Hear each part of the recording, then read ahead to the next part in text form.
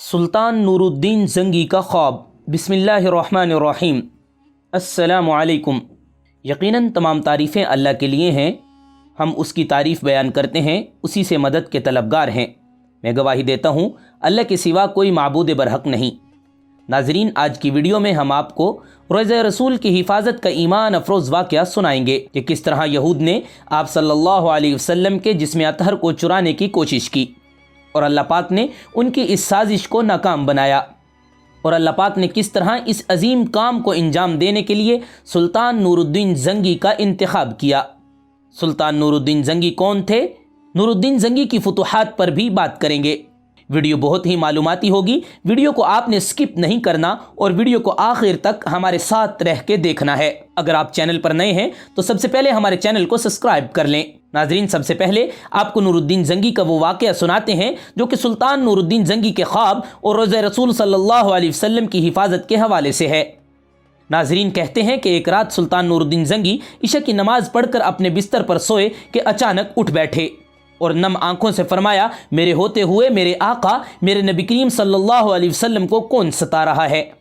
آپ اس خواب کے بارے میں سوچ رہے تھے جو مسلسل 3 دن سے آپ کو آ رہا تھا اور آج بھی چند لمحوں پہلے آیا، جس میں سرکار دو عالم صلی اللہ علیہ وسلم نے 2 افراد کی طرف اشارہ کر کے فرمایا، یہ مجھے ستا رہے ہیں۔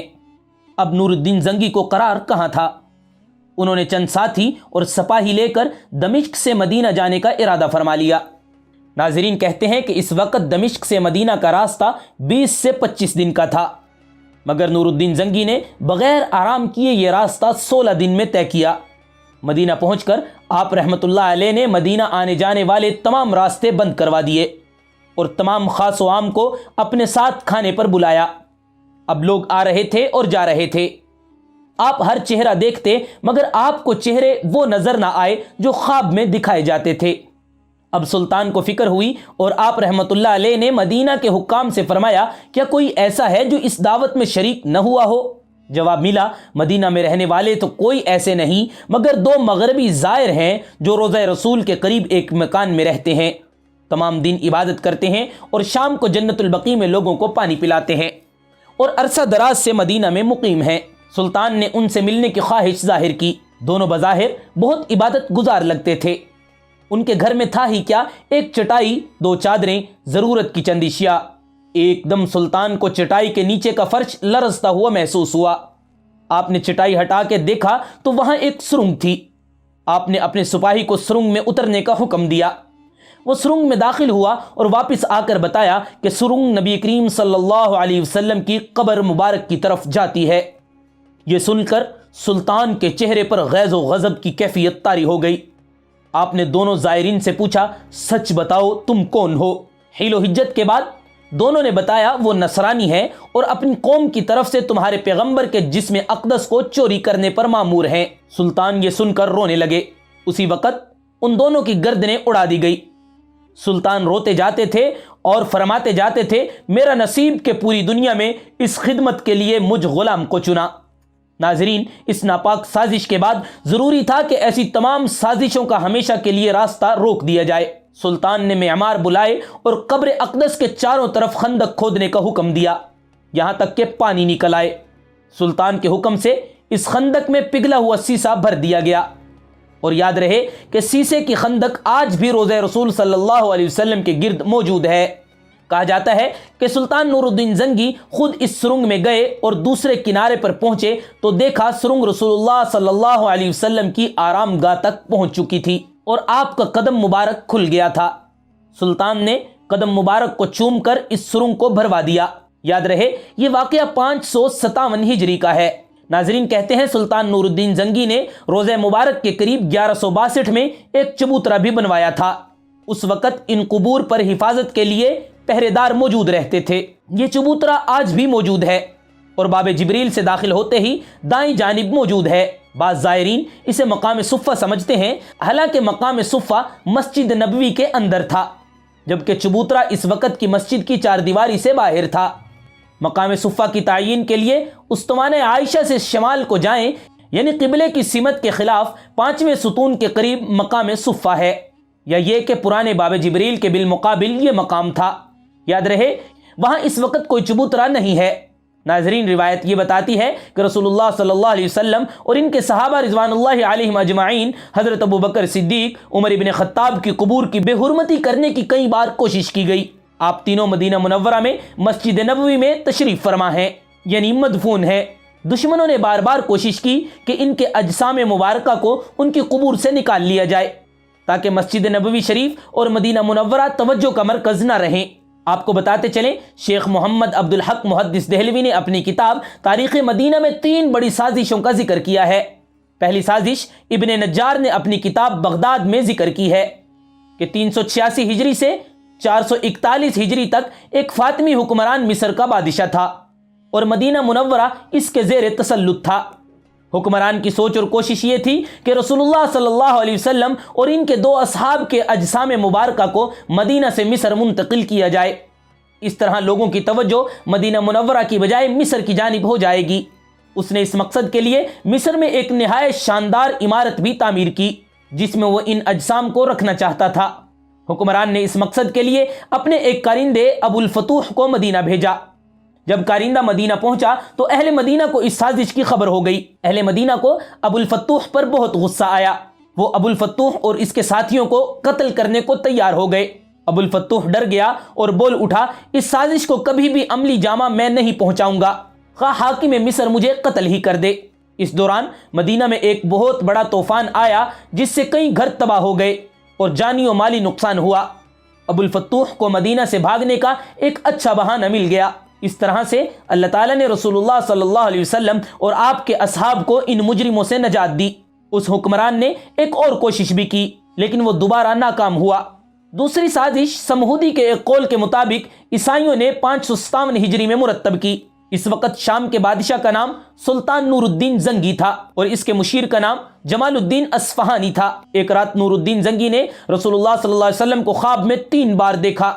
ہر بار رسول اللہ صلی اللہ علیہ وسلم نے 2 آدمیوں کی طرف اشارہ کرتے ہوئے سلطان سے کہا، مجھے ان دونوں کی شرارتوں سے بچاؤ۔ اس رات نماز تہجد کے بعد سلطان نور الدین زنگی نے خواب میں دیکھا کہ رسول اللہ نے 2 سرخی مائل رنگت کے آدمیوں کی طرف اشارہ کر کے سلطان سے کہا ہے کہ مجھے ان کے شر سے بچاؤ۔ سلطان ہڑبڑا کے اٹھ بیٹھا، وضو کیا، نوافل ادا کیے اور پھر اس کی نگاہ دوبارہ لگ گئی، یعنی اس کو اونگ آئی۔ دوبارہ وہی خواب دیکھا، اٹھا، وضو کیا، نفل پڑھے اور سو گیا۔ تیسری بار پھر وہی خواب دیکھا، اس کی نیند اڑ گئی۔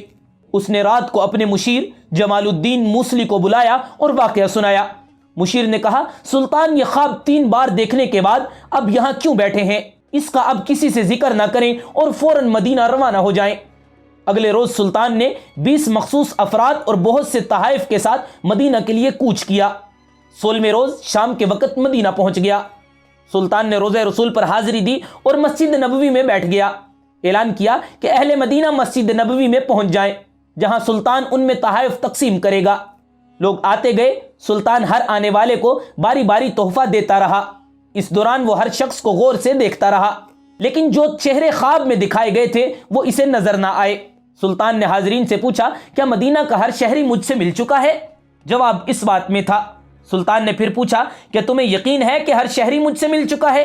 اس بار حاضرین نے کہا، سوائے 2 آدمیوں کے۔ راز تقریباً فاش ہو چکا تھا۔ سلطان نے پوچھا، وہ کون ہے اور اپنا تحفہ لینے کیوں نہیں آئے؟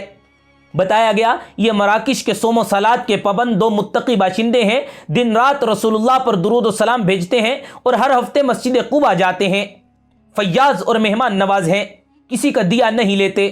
سلطان نے کہا، سبحان اللہ، اور حکم دیا ان دونوں کو بھی اپنے تحائف وصول کرنے کے لیے فوراً بلایا جائے۔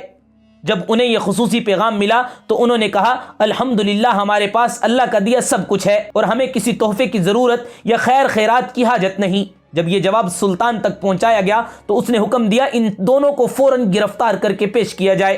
حکم کی فوری تعمیل ہوئی، ایک جھلک ان کی شناخت کے لیے کافی تھی۔ تاہم سلطان نے اپنا غصہ قابو میں رکھا اور پوچھا، تم کون ہو؟ یہاں کیوں آئے ہو؟ انہوں نے کہا، ہم مراکش کے رہنے والے ہیں، حج کے لیے آئے تھے اور اب روزہ رسول کے سائے میں زندگی گزارنا چاہتے ہیں۔ سلطان نے سختی سے کہا، کیا تم نے جھوٹ بولا ہے یا تم نے جھوٹ بولنے کی قسم کھا رکھی ہے؟ اب وہ چپ رہے۔ سلطان نے حاضرین سے پوچھا، یہ کہاں رہ رہے ہیں؟ بتایا گیا، روزہ رسول کے بالکل نزدیک ایک مکان میں۔ جو مسجد نبوی کے جنوب مغرب میں دیوار کے ساتھ تھا۔ سلطان فوراً اٹھا، انہیں ساتھ لے کر اس مکان میں داخل ہو گیا۔ سلطان مکان میں گھومتا پھرتا رہا۔ اچانک نئے اور قیمتی سامان سے بھرے ہوئے اس مکان میں اس کی نظر فرش پر پڑی، جہاں ایک چٹائی بچھی ہوئی تھی۔ نظر پڑنی تھی کہ دونوں مراکشی باشندوں کی ہوائیاں اڑ گئی۔ سلطان نے چٹائی اٹھائی، اس کے نیچے ایک تازہ کھدی ہوئی سرنگ تھی۔ سلطان نے گرج کر کہا، کیا اب بھی سچ نہ بولو گے؟ ان کے پاس سچ کے علاوہ کوئی چارہ نہ تھا۔ انہوں نے اعتراف کیا وہ عیسائی ہیں اور ان کے حکمرانوں نے انہیں بہت سا مال و دولت اور ساز و سامان دے کر حاجیوں کے روپ میں مراکش سے اس منصوبے پر حجاز بھیجا ہے کہ وہ کسی نہ کسی طرح رسول اللہ صلی اللہ علیہ وسلم کا جسم اقدس روضہ مبارک سے نکال کر لے آئیں۔ اس ناپاک منصوبے کی تکمیل کے لیے انہوں نے حج کا بہانہ کیا اور اس کے بعد روضہ رسول سے نزدیک ترین جو مکان کرائے پر مل سکتا تھا وہ لے کر اپنے مذموم کام شروع کر دیے۔ ہر رات وہ سرنگ کھودتے جس کا رخ روضہ رسول کی جانب تھا، اور ہر صبح کھدی ہوئی مٹی چمڑے کے تھیلوں میں بھر کر جنت البقیع لے جاتے اور اسے قبروں پر بکھیر دیتے۔ انہوں نے بتایا ان کی ناپاک مہم بالکل آخری مراحل میں تھی۔ ایک رات موسلادھار بارش کے ساتھ ایسی گرج چمک ہوئی جیسے زلزلہ آ گیا ہو، اور اب جب کہ ان کا کام پایہ تکمیل کو پہنچنے والا تھا تو سلطان نہ جانے کیسے مدینہ پہنچ گیا۔ سلطان نور الدین زنگی نے حکم دیا ان دونوں کو قتل کر دیا جائے۔ روضۃ الرسول کے گرد ایک خندق کھودی جائے اور اسے پگھلے ہوئے سیسے سے بھر دیا جائے تاکہ آئندہ کوئی بدبخت ایسی مذموم حرکت کے بارے میں سوچ بھی نہ سکے۔ تیسری سازش کے بارے میں طبری نے اپنی کتاب الریاض النظرہ میں لکھا ہے کہ شام کے شہر حلب کے چند لوگ مدینہ منورہ آئے۔ وہ مدینہ کے گورنر کے لیے بیش بہا تحفے لائے۔ ان کی خواہش تھی کہ روضہ مبارک میں داخل ہو کر حضرت ابوبکر اور حضرت عمر کے اجسام مبارک کو نکال کر یہاں سے باہر لے جائیں، اور گورنر کی مذہبی سوچ بھی اس وقت ایسی ہی تھی۔ اس نے منظوری دے دی۔ گورنر نے مسجد کے خادم سے کہا اگر رات کو کچھ لوگ آئیں تو ان کے لیے مسجد کا دروازہ کھول دینا، اور وہ جو کچھ کرنا چاہیں اس میں مداخلت نہ کرنا۔ عشاء کی نماز سے کافی دیر بعد کسی نے باب السلام پر دستک دی۔ خادم نے مسجد کا دروازہ کھول دیا۔ تقریباً 40 آدمی مسجد میں داخل ہوئے۔ ان کے پاس توڑ پھوڑ اور کھدائی کے ہتھیار تھے۔ خادم سہم گیا اور ایک کونے میں دبک کر بیٹھ گیا۔ یہ لوگ روضہ مبارک کی طرف بڑھے، ابھی ممبر تک نہ پہنچے تھے کہ اچانک ان کے نیچے کی زمین پھٹ گئی۔ یہ سب لوگ اپنے ہتھیاروں سمیت اس زمین میں دفن ہو گئے۔ گورنر ان لوگوں کا بے تابی سے انتظار کرتا رہا۔ بالآخر خادم کو بلایا اور ان لوگوں کے بارے میں دریافت کیا۔ خادم نے اسے سارا واقعہ بتا دیا۔ گورنر نے کہا یہ کیسے ہو سکتا ہے، تم یقیناً پاگل ہو۔ خادم نے گورنر کو دعوت دی کہ وہ اپنی آنکھوں سے موقع دیکھ لے۔ گورنر نے اس جگہ کی زمین کو دھنسا ہوا پایا تو خادم سے کہنے لگا اس معاملے کے بارے میں زبان نہ کھولنا ورنہ میں تمہیں سخت سزا دوں گا۔ سورہ انفال میں ہے اللہ کے دشمن اپنی عقل کی تدبیریں بناتے ہیں اور اللہ بھی اپنی تدبیریں بناتا ہے۔ یقیناً اللہ کی تدبیریں انسانی تدبیروں پر حاوی ہیں۔ ناظرین، اب بات کرتے ہیں نور الدین زنگی کے بارے میں۔ خلفائے راشدین اور حضرت عمر بن عبدالعزیز رحمہ اللہ تعالیٰ کے بعد جس مسلمان حکمران کی عظمت و کردار نے آسمان کی رفعتوں کو چھو لیا، ان میں سلطان نور الدین زنگی محمود زنگی کا نام امتیازی حیثیت حاصل کرتا ہے۔ اس کی عظمت کا اس سے بڑھ کر اور کیا ثبوت ہوگا؟ ہر دور کے مورخ، دوست اور دشمن سبھی نے نور الدین زنگی کی شہرت عام کو ملحوظ خاطر رکھا ہے۔ بعض مورخین نے خلفائے راشدین کے بعد تمام اسلامی حکمرانوں میں نور الدین زنگی کو سب سے بہتر قرار دیا ہے۔ سلطان نور الدین زنگی سلطنت کے بانی عماد الدین زنگی کا بیٹا اور عماد الدین زنگی سلجوقی حکومت کی طرف سے شہر موصل کا حاکم تھا۔ جب سلجوقی حکومت کمزور ہو گئی تو اس نے زنگی سلطنت قائم کر لی اور عیسائیوں کو شکستوں پر شکستیں دیتا رہا، جس نے تاریخ میں بڑا نام پیدا کیا۔ نور الدین زنگی فروری 1118 میں پیدا ہوئے اور آپ رحم اللہ تعالی نے 1146 عیسوی سے 1174 تک 28 سال حکومت کی۔ آپ نے عیسائیوں سے بیت المقدس واپس لینے کے لیے پہلے ایک مضبوط حکومت قائم کرنے کی کوشش کی اور اس مقصد کو حاصل کرنے کے لیے گرد و نواح کی چھوٹی چھوٹی مسلمان حکومتوں کو ختم کر کے ان کو اپنی سلطنت میں شامل کر لیا۔ مصر پر قبضہ کرنے کے بعد نور الدین زنگی نے بیت المقدس پر حملے کی تیاریاں شروع کی۔ بیت المقدس کی مسجد عمر میں رکھنے کے لیے آپ نے اعلیٰ درجے کا ممبر تیار کروایا۔ آپ کی خواہش تھی فتح بیت المقدس کے بعد اس ممبر کو اپنے ہاتھوں سے رکھیں گے، لیکن اللہ تعالیٰ کو یہ منظور نہ تھا۔ نور الدین زنگی ابھی حملے کی تیاری کر رہے تھے کہ زنگی کو حشیش نے زہر دے دیا۔ ناظرین، کیا آپ جانتے ہیں کہ نور الدین زنگی کا یہ عظیم الشان ممبر جو آپ نے بیت المقدس میں نصب کرنے کے لیے بنوایا تھا، اس ممبر کا کیا ہوا اور کس نے اس ممبر کو بیت المقدس میں نصب کروایا؟ ناظرین، یہ کام نور الدین زنگی کے سپاہی صلاح الدین ایوبی نے کیا، جس کو فاتح بیت المقدس کا نام دیا جاتا ہے۔ آپ کو بتاتے چلیں، نور الدین زنگی کا تعلق اوغر ترک قبائل سے تھا۔ نور الدین زنگی کی حکومت کا زمانہ 1146 سے 1174 عیسوی تک کا زمانہ ہے، جو 3 دہائیوں سے بھی تھوڑے وقت کا زمانہ ہے۔ ناظرین، یاد رہے، تاریخ کی دوسری صلیبی جنگیں اور اس کے بعد کی صلیبی جنگوں کا حملہ تاریخ کا ایک ہنگامہ خیز دور تھا۔ مذہبی جوش و جذبے کے حامی صلیبی حملہ آوروں نے بار بار مسلم سرزمین پر حملہ کیا اور دائیں بائیں اور درمیان والے علاقوں پر قبضہ کرنے کی کوشش کی۔ البتہ اس موقع پر بہت ساری مسلم قوتیں، حکمران اور مجاہدین اٹھے، جنہوں نے تمام محاذوں میں صلیبیوں کے خلاف دفاع کی رہنمائی کی۔ آپ کو بتاتے چلیں کہ سلطان صلاح الدین کی طرح کا کردار صلیبی جنگوں کے آخری حصے میں مشہور ہے، لیکن بہت سارے تاریخی ہیرو ایسے بھی ہیں جن کو تاریخ دان نظر انداز کرتے ہیں۔ ایسا ہی ایک نام نور الدین زنگی کا ہے۔ تاریخ بتاتی ہے، عماد الدین زنگی کی وفات کے مختصر وقفے کے بعد ان کے بیٹے نور الدین زنگی اور سیف الدین نے ریاست کو آپس میں بانٹ لیا۔ نور الدین نے خود حلب میں ہی قیام کیا، جبکہ سیف الدین نے موصل میں رہنے کا انتخاب کیا۔ یہ اس کے بالکل برعکس تھا جو سارے مسلمان حکمران، امراء اور بادشاہ اکثر دیکھتے ہیں۔ دونوں بھائیوں کے مابین جانشینی یا باہمی دشمنی نہیں تھی۔ اس کا موازنہ سلطنت عثمانیہ کے شہزادوں یا مغل سلطنت کے مابین ہونے والی جانشینی کی جنگوں سے کریں تو آپ کو معلوم ہوگا کہ نور الدین زنگی اور اس کا بھائی کتنے عقیدت مند تھے۔ ناظرین، تاریخ بتاتی ہے جیسے ہی نور الدین زنگی اقتدار میں آئے، ان کا بنیادی مقصد یہ تھا کہ صلیبیوں کے ہاتھوں مزید زمینیں ضائع نہ ہوں یا شہر تباہ نہ ہوں، لہٰذا انہوں نے صلیبی حملہ آوروں کے خلاف اتحاد کے خواہاں خطے کی دوسری مسلم ریاستوں تک پہنچنے کے لیے متعدد کوششیں کی۔ تاریخ بتاتی ہے نور الدین زنگی کے ساتھ ازدواجی اتحاد کے باوجود دمشق کا گورنر معین الدین انور صلیبی ریاستوں کو مشتعل کرنے میں ہچکچاتا تھا اور اکثر زنگی کے ارادوں سے گھبراتا تھا۔ اس کے باوجود نور الدین زنگی ایشیا مائنز میں متعدد اہم مقامات پر قبضہ کرنے میں کامیاب رہے۔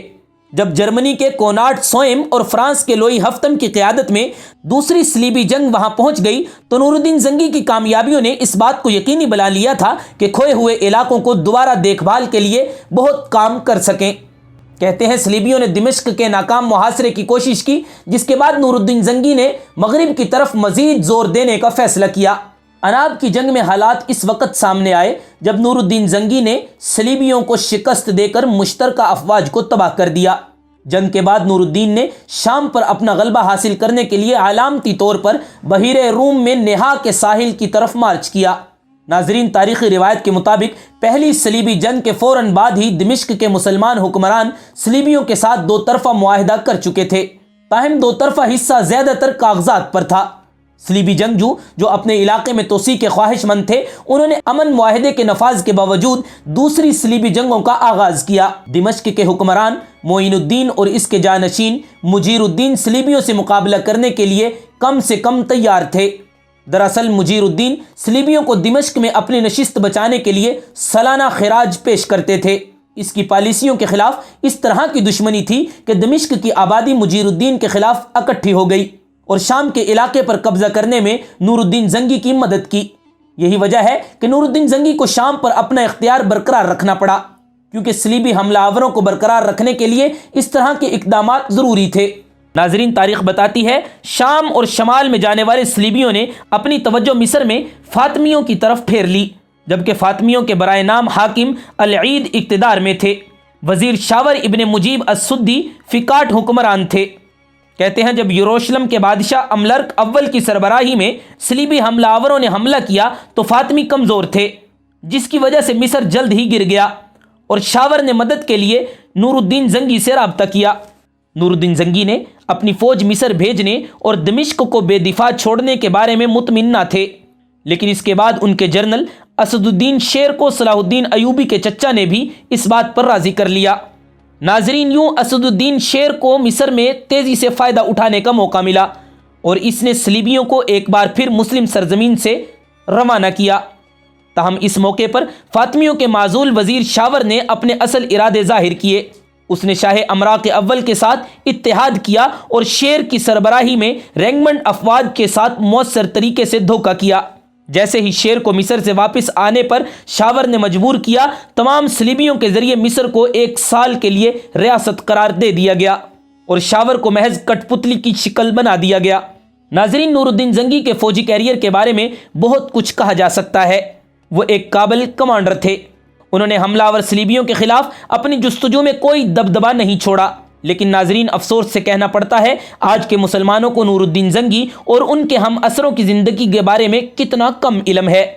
تاریخ اسلام کے ابتدائی قرون وسطیٰ کے رہنماؤں نے اسلام اور سماجی انصاف کے شعبوں کو زندہ رکھنے کے لیے جس محنت سے کوشش کی وہ بھولی ہوئی ہیں۔ یاد رہے، نور الدین زنگی ایک عظیم شخصیت اور مثالی جرت اور پرہیزگاری کے حامل شخص تھے۔ ناظرین، اگر دیکھا جائے تو آج کے مسلمان نوجوان کو اپنی تاریخ میں جھانکنے کی فرصت ہی نہیں۔ آج بیت المقدس میں مسجد اقصیٰ کے ساتھ کیا کچھ ہو رہا ہے، فلسطین کے مسلمانوں پر کتنے مظالم ڈھائے جا رہے ہیں، لیکن مسلمان خاموش ہیں۔ کیا آپ نے سوچا ہے کہ اس خاموشی کا کیا نقصان ہوا؟ ناظرین، اس خاموشی کا نقصان یہ ہوا ہے کہ اسلامی عہد زریں کے علاقے شام عراق سے اسلامی تہذیب و ثقافت کو مٹا دیا گیا ہے۔ اب آنے والی نسلیں کھنڈرات پر یہود و نصارہ کی نئی کنسٹرکشن کے امور دیکھیں گی۔ بابل اور نینوا کی وراثت کھنڈر بنا دی گئی ہے۔ اب دجلہ و فرات کے کنارے نیل کے ساحل تک کوئی نور الدین زنگی نہیں ہے، نہ اس کا سپہ سالار اعظم کہیں نظر آتا ہے۔ ناظرین، بیت المقدس کی حفاظت کے لیے آج بھی 44 ملکوں کی اتحادی فوج محض تماشا بنی ہوئی ہے۔ قطر، بحرین، عرب برسرے بیکار ہیں۔ یہاں تذکرہ کرتے ہیں مسجد نوری کا۔ یاد رہے، مسجد نوری کا نام موصل اور حلب کے مشہور ترک حکمران نور الدین زنگی کے نام پر رکھا گیا تھا، جنہوں نے اس مسجد کی تعمیر کا حکم 1172 میں دیا تھا۔ اس کے 2 سال بعد نور الدین زنگی انتقال کر گئے تھے۔ یہی وہ مسجد تھی جہاں سے البغدادی نے خلافت کے فتنے کا آغاز کیا تھا۔